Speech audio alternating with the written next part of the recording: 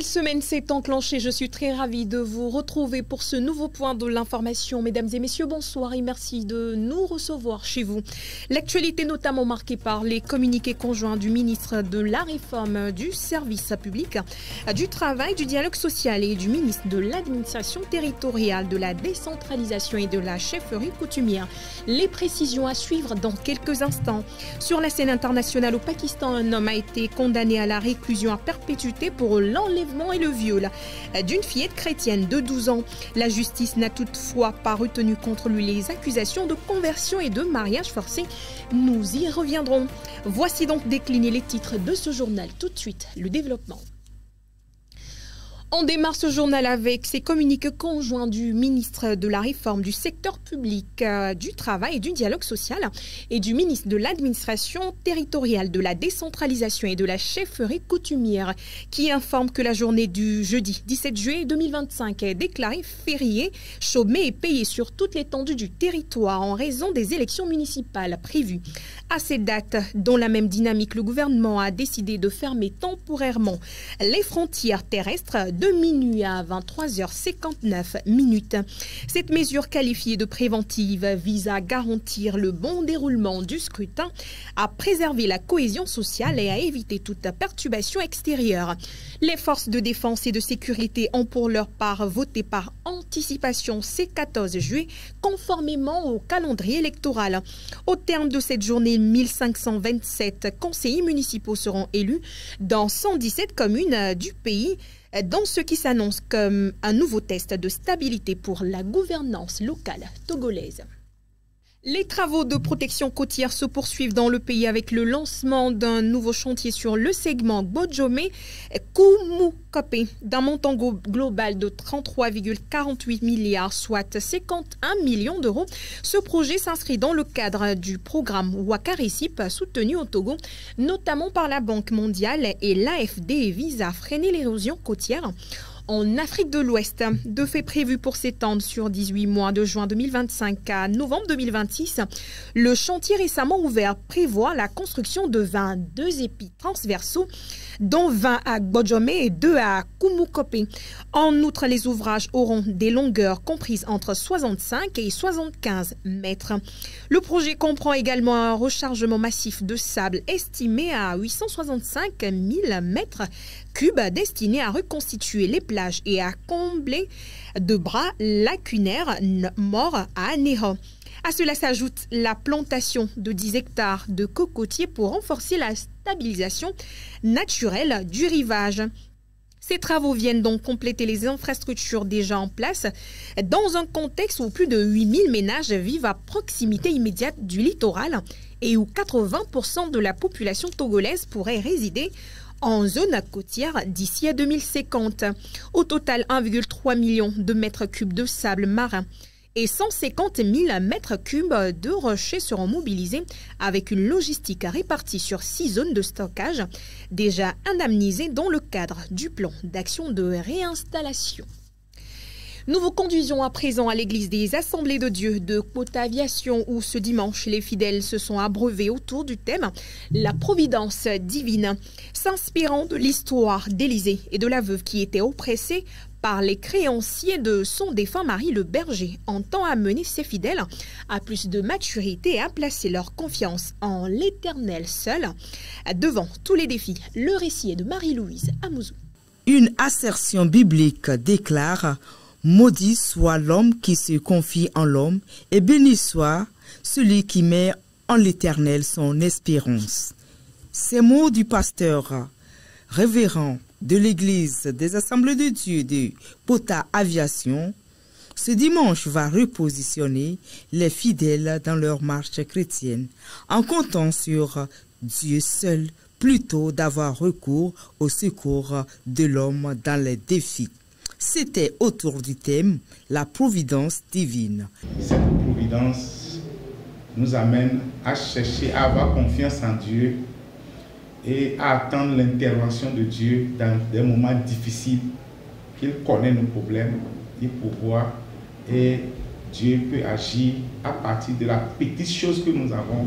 Le miracle surgit dans notre vie. Si nous avons foi en lui, le miracle arrivera à n'importe quel moment de notre vie. Nous avons comme notre premier sous-titre, Dieu connaît nos besoins. Quel que soit là où nous sommes, Dieu connaît la petitesse même de nos besoins. Et si nous avons confiance en lui, nous tournons nos regards vers lui. Parce que la Bible dit, quand on tourne vers lui les regards, on est rayonnant de gloire. Donc, le message appelle tout croyant à tourner vers lui les regards, parce que comme il connaît, et quand nous le présentons, il intervient. Et il utilise aussi nos potentiels, ce que nous avons. Quelle que soit sa petitesse, Dieu touche cela, Dieu utilise cela pour révéler sa gloire. Et le troisième point, c'est que le miracle de Dieu dans nos priorités, le miracle de Dieu vient, quel que soit ce que nous avons. Si nous attendons de lui, nous l'attendons, son miracle, ça arrivera certainement. L'humilité et l'obéissance de Josué inspirera les fidèles de l'Église des Assemblées de Dieu de Kota Aviation qui s'engagent à emboîter dorénavant les pas de cette figure biblique.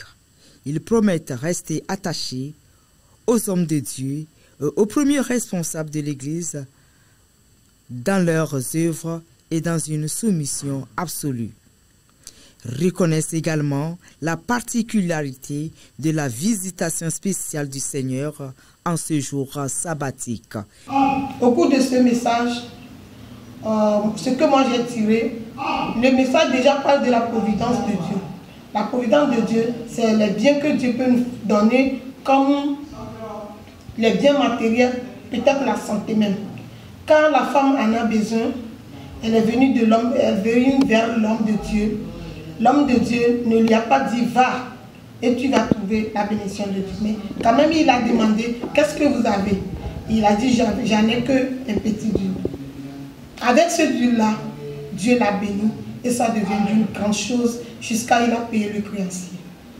Selon le message là, ce que j'ai reçu, le peu que nous avons là, si nous avons la foi, c'est la foi qui détermine toute chose. C'est la foi qui donne la bénédiction.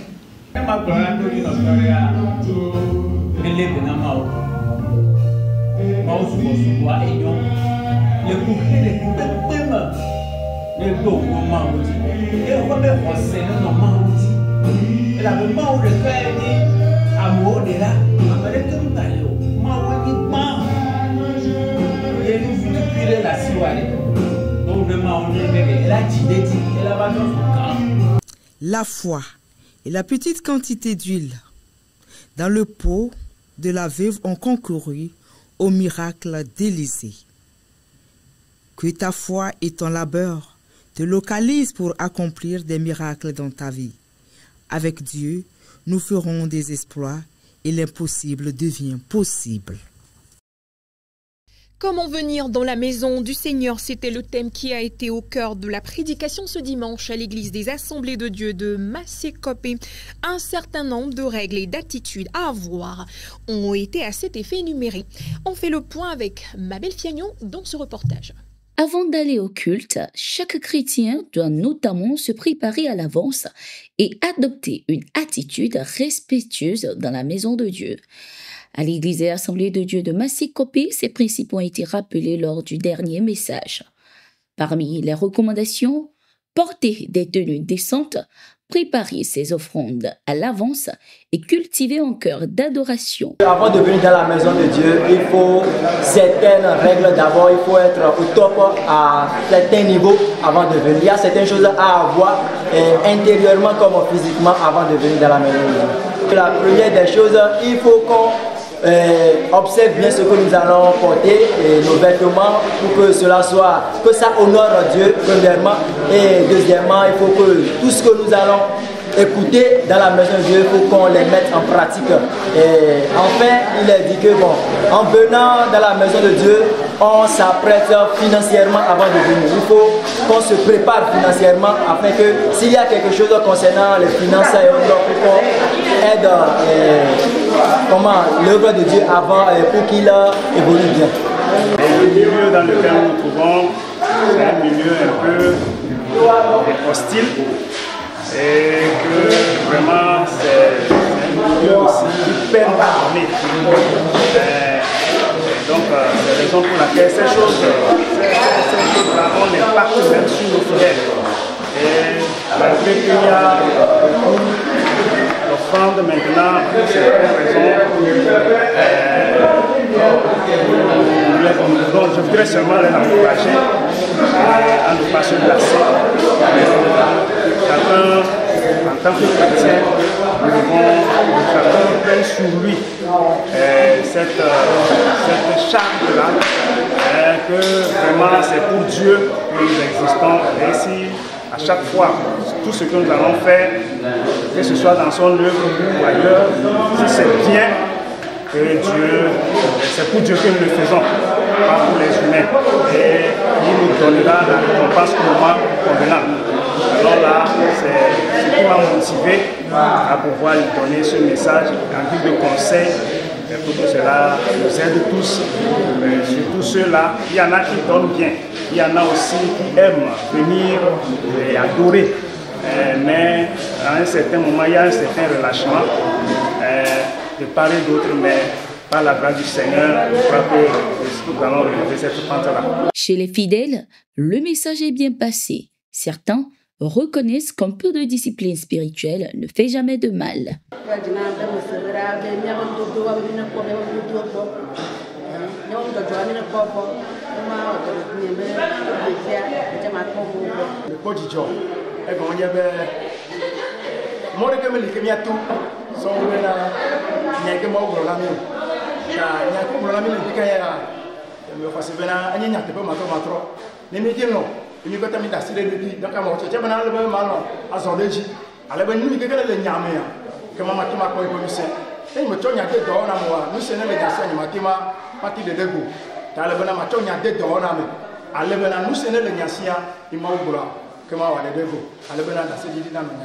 Parce qu'en fin de compte, si on soigne son apparence pour un entretien d'embauche, pourquoi ne pas faire de même pour rencontrer le roi des rois et faire de même dans sa maison?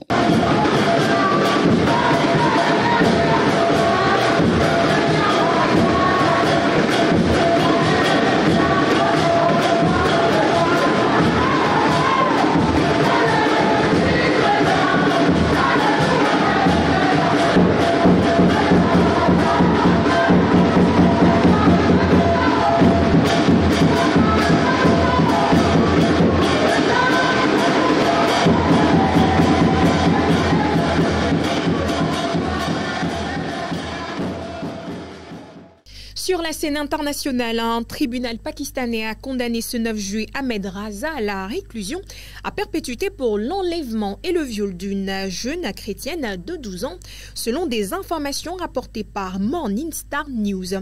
Le juge du district de Tobatek, Singh, a également infligé à l'accusé une peine de 10 ans de prison supplémentaire et des amendes totalisant environ $700. Selon l'avocat de la victime Hanif Ahmed, Raza et 3 complices avaient enlevé la fillette à la sortie de chez son oncle le 29 septembre 2023 et l'avaient amenée dans un lieu inconnu puis soumise à des violences et des viols répétés pendant un mois. La police a libéré l'enfant lors d'un raid le 29 octobre 2023. Raza a été arrêté, mais ses complices restent en fuite.